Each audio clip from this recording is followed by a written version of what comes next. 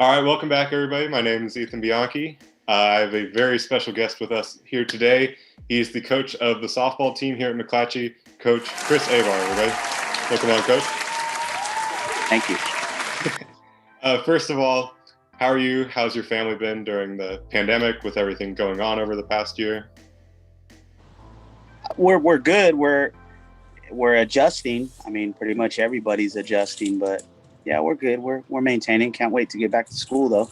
That's good to hear. I think all of us are happy if we can go back at some point. All right, going into your team, you've lost only 3 Metro games, I think, over the past 4 seasons. What do you think is the driving force behind this reign of success?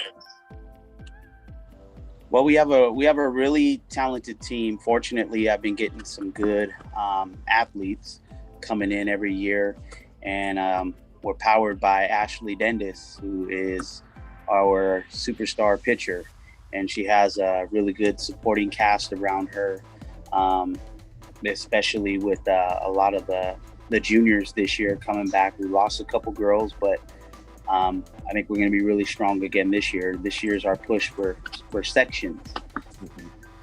I know you have a lot of younger players. You have like a lot of freshmen, sophomores, a few upperclassmen. What are your hopes for the future of your program with this young core that you're building? If we can keep everybody playing within a system, playing unselfish softball like we've been doing and having the chemistry that we've had, I think we'll be competitive every year and we'll compete every year. I don't think we've lost Metro since I've been at McClatchy, and I'd like to keep it like that. But that's what it is. It's getting everybody to buy into a system and to play within the system. Don't try to do too much, and just go out there and play softball, have fun.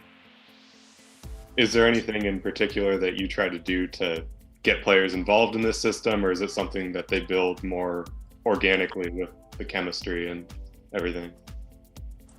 I don't know if you paid attention to softball too much, but we do barbecues. We do a lot of team building. I set up obstacle courses out there. We do a lot of games. We make tacos. We try to do as much as we can as a team in the small amount of time that we're together. Most of the girls on our team play travel ball, so they're with their respective travel ball team for the most part.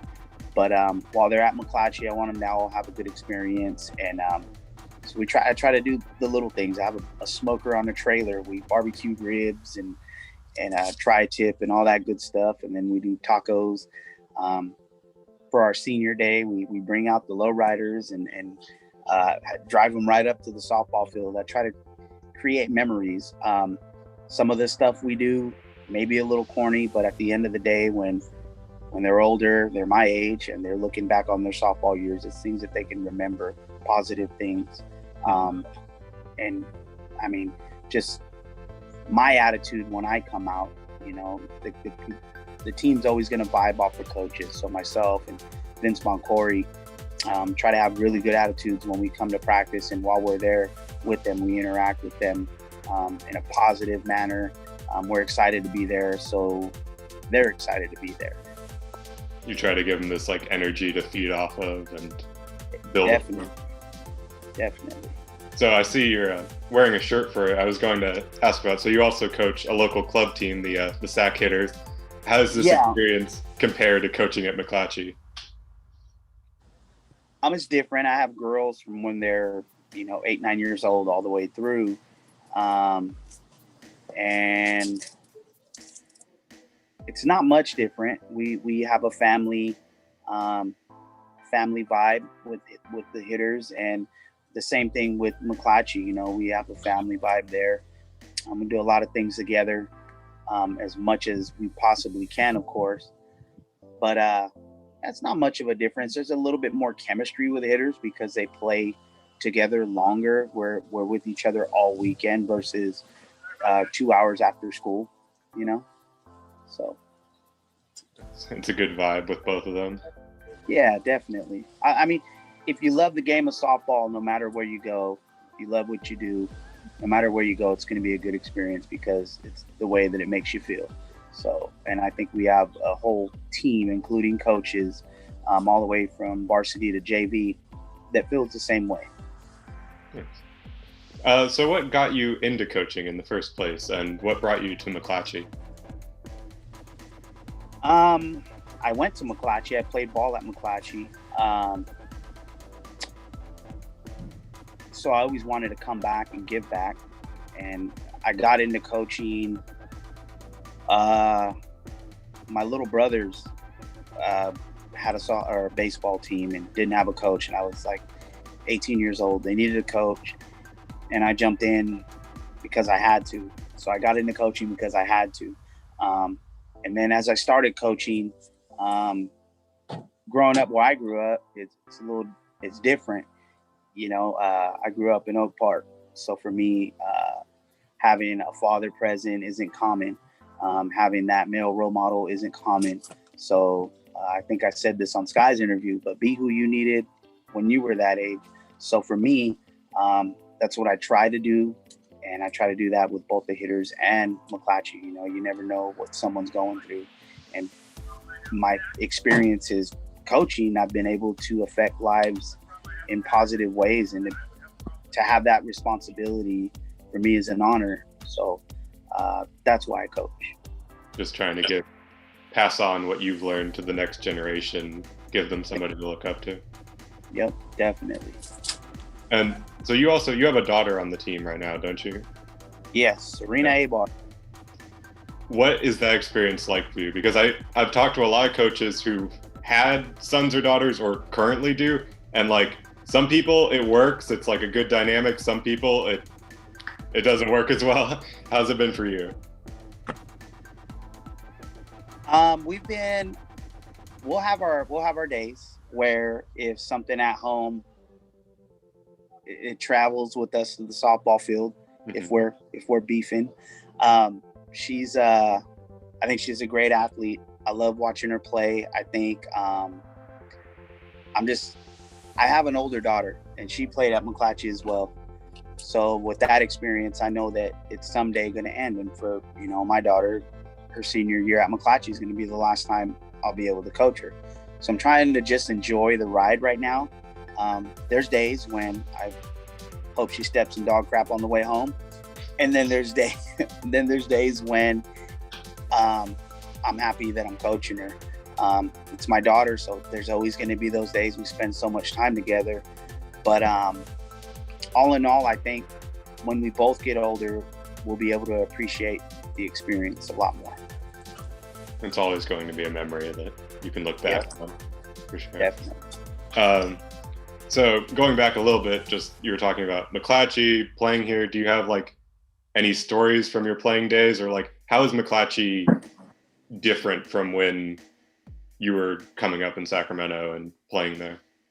When I played, Rob Feickert was my football coach, and playing for Coach Feickert, we were competitive. We were in the playoffs every year. I don't know these other coaches, and I think they do a great job. But when we played, I just feel like we played with a lot of talent. There was so much talent at McClatchy when I was there. Nick Johnson was there my freshman year. I got a chance to play with Melvin Cook, who went to San Jose State on a full ride. So we got to play with a lot of talent. I believe Steve Holm played for the Giants. Ricky Barrett went on to play baseball in Japan. So, I mean, there was so much talent that was surrounded, and the Metro was different. I mean, Christian Brothers and Jesuit were in the Metro. Mm-hmm. And it was really competitive. Johnson was a powerhouse, and now Johnson, you know, hasn't been that same team since then, but neither have we. So that's the only difference, I think, is just the talent. There was a lot more big names, and you know what? I mean, with like Philby and those guys, I see those guys making their name. But I mean, I remember when we played, or McClatchy played CC Sabathia in the playoffs. You know, we went and played Vallejo, and we were winning section titles for baseball. So I hope we can get back to that, because McClatchy has a long history of having, a great program. I think our baseball program, softball, football, and that's the only programs that I've been involved with, and basketball, all have the potential to be that top team again. And we're always in the mix of things.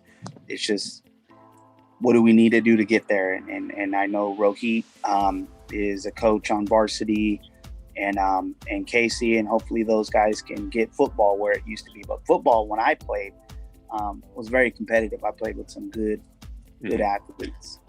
So yeah, and we played on that freshman field back there. So believe it or not, there used to be games back there. I know, that's definitely something that's different now. Yeah, no, I think it's definitely like a legacy aspect to McClatchy of like, even when there's down years, that there's people that played while it was successful, and there's kind of always this feeling that it could get back to that. Anyway, going back to your team, I appreciate whoever updates your max preps, because I was actually able to get like stats for your team, which is something that I couldn't get for most of the other teams.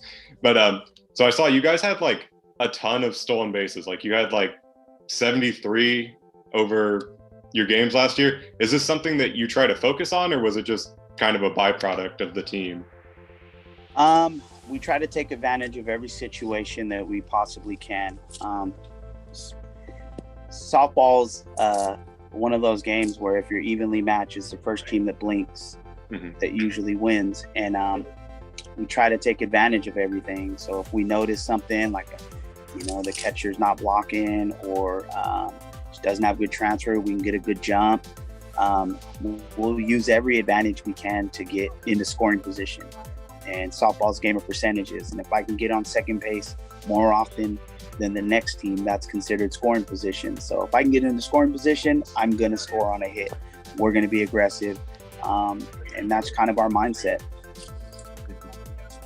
So obviously the pandemic has changed a lot of the things about how we are about sports. Obviously you can still kind of be around the hitters, and I know we're kind of getting closer to practices if you're not already with the McClatchy team. But what did you miss most about being around the team during any times that you couldn't be around them this year? It's funny because I've been there for a long time, and you miss the small things. It's going to sound funny, but we steal oranges from the orange tree right there at the softball field. And for me, that's something that every year when it gets around time to start coming out for softball, that's what we do. We go get oranges. But I mean, there's just things that you become so accustomed to doing, and now it's just taken from you. I know last year, it was unfortunate, but we missed senior day. We take our senior day pretty serious in softball. Just being on the field, being on the dirt, being out there with the girls, doing drills, preparing for whoever we're going to play, the competitiveness, and just that camaraderie. Our girls have a really good time together when they're out there. We have a lot of fun, and I miss that the most, just going out there and having some fun. I think being around the team has probably been the most common answer I've gotten for that question. The little things, being around them. Yeah. So final question. I know with the pandemic, a lot of people have been picking up like new habits or hobbies or anything. Do you have any that you've picked up along the way? I'm at the golf course right now. That's been a common answer. Yeah, that's my answer. I've been golfing a lot more. That softball took a lot of my time, and it's hard to fill that time because it was so much. But yeah, golf's been one of them.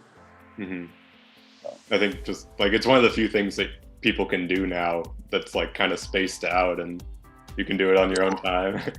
Yeah, and travel ball as well is starting back up. So we've been having to travel, to Oregon just to play. But yeah, we're kind of starting to get back into travel ball. So hopefully that'll take up some of my time too, because I don't know what to do with it. That's good to hear then. All right.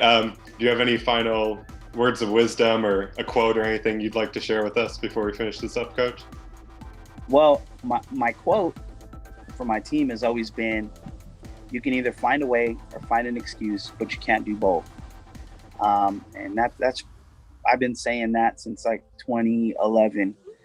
And but it's funny because when we had emailed back and forth the other day, I was looking for just through quotes, and Muhammad Ali has a good one, and he talks about imagination, and it says, a man with no imagination has no wings, he cannot fly. And I think with kids experiencing what they're experiencing now, we're going to have to use our imagination a lot more to achieve what we want to achieve, because if you can't see what you want, you can't see yourself doing it, you're never going to get it. And that one kind of got to me, so I'd like to leave off with that one. Yeah, that's a good one. I like that one. Thank you. Both of them, actually. The team one's pretty good too. All right. Thank you so much for Coach Chris for coming on and talking with us about softball and McClatchy's success and the McClatchy legacy, all of it. I'll leave you back to the golf course and the hitters and all that. But thank you, Coach. I enjoyed this. I hope you had a good time too. You're welcome. Thank you. Yeah. Thank you, everybody, for watching, and come back next week for more. Thank you.